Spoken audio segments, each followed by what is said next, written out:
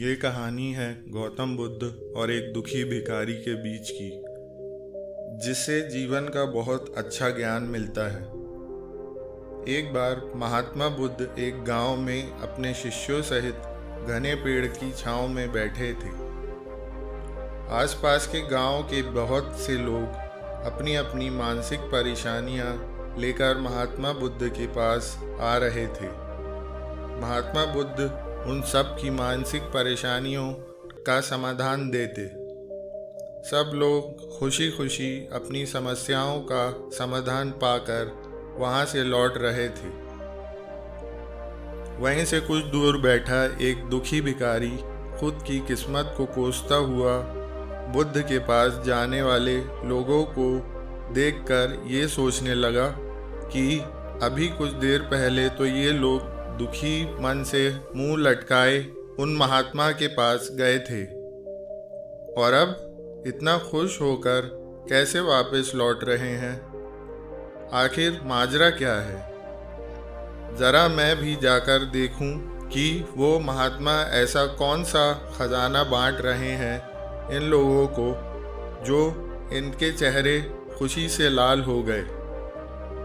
जब वो दुखी भिखारी कुछ नज़दीक गया तो उसने देखा कि ये महात्मा तो लोगों को प्रवचन देकर लोगों के दुख का निवारण कर रहे हैं। ये देखकर भिखारी के मन में भी तीव्र इच्छा हुई कि क्यों ना मैं भी अपना दुख इन महात्मा को बता दूं। मुझे भी अपने दुख का समाधान अवश्य मिलेगा।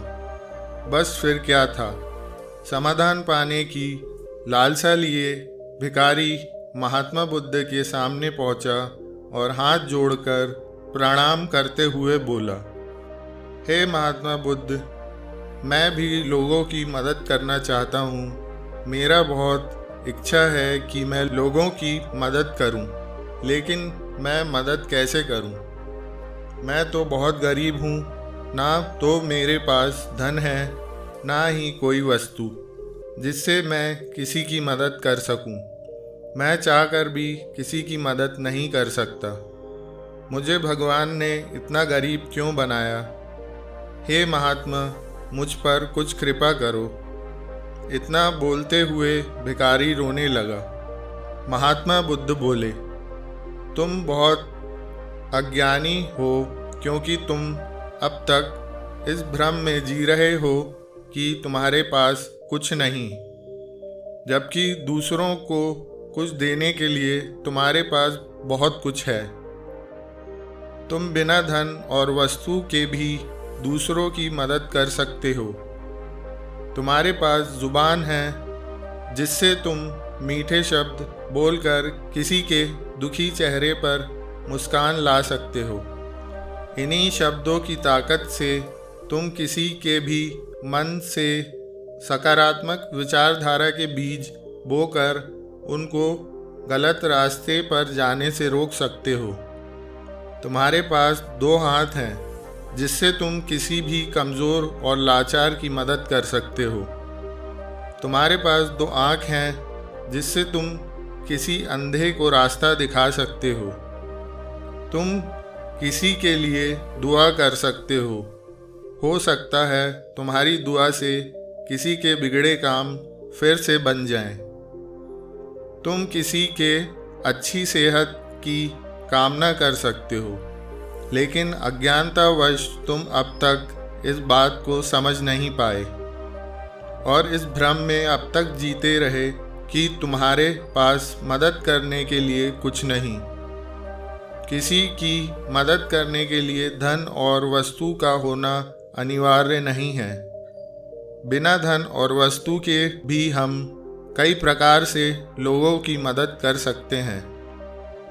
महात्मा बुद्ध के ज्ञान भरे इस सुंदर वचनों को सुन भिखारी के चेहरे पर मुस्कान आई और वो खुशी से झूमता हुआ वहाँ से चला गया।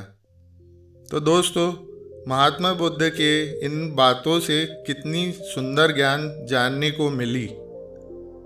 आज के समय में ऐसे ही बहुत से लोग हैं जो यही सोचकर दुखी होते रहते हैं कि मेरे पास ये नहीं वो नहीं, बल्कि जो है उसी में संतुष्ट करना सीखो और बिना किसी मतलब के लोगों की मदद करो। इन्हीं से आपको परम सुख की प्राप्ति होगी। ये ट्रुथ ऑफ लाइफ इंस्पिरेशनल और मोटिवेशनल चैनल है। प्लीज़ आप लोग इसे लाइक और सब्सक्राइब करें और please do take care of your self.